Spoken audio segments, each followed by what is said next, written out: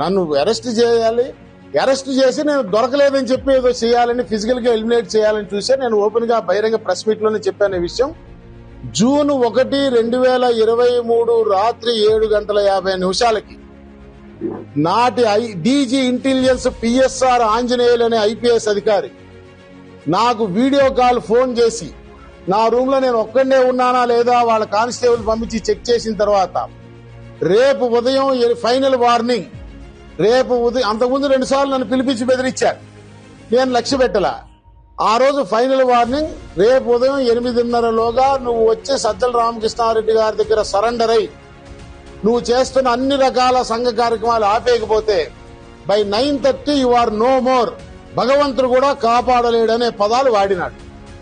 నేను వారిని అడిగాను, అయ్యా మీరు నో మోర్, భగవంతుడు కూడా కాపాడలేడనే పదాలు వాడుతున్నారు, what you mean by that?